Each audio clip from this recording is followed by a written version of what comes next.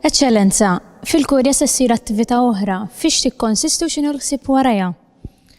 Sibt li nistieden grupp ta' żgħażagħ Maltin u grupp ta' żgħażagħ minn dawħutna immigranti biex nagħmlu ikla flimkien fi 11 ta' Ġunju fis-7 ta' filgħaxija fil-bitħa tal-Kurja li issa saret verament ambjent sabiħ u akkoljenti wara r-restawr.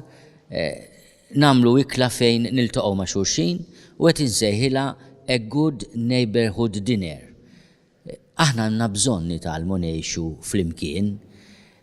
Ngħid nitgħallem għaliex din ħaġa ma tiġix b'mod awtomatiku, tittaħdem fuqha. Ħansemmi esperjenza sabiħa, il-parroċċa ta' Ħalbalzan li fit-territorju tagħha hemm dar li tilqa' lil diversi migranti u b'inizjattiva tad-dar tal-immigranti u tal-Kommissjoni Immigranti. Il-parroċċa ta' Ħalbalzan torganizza attivitajiet ta' akkoljenza. Il-parroċċa drat bil-preżenza ta' dawn ħutna li ġejjin minn diversi partijiet tal-Afrika b'mod speċjali, l-Eritrea, s-Somalja, l-Ghana, n-Niġerja. Aħna għandna bżonn anke il-Côte d'Ivoire jew inkella l-Ivory Coast minn fejn kien ġie Alla jaħfirlu l-Assan ċisse. Aħna għandna bżonn ngħixu flimkien bħal aħwa.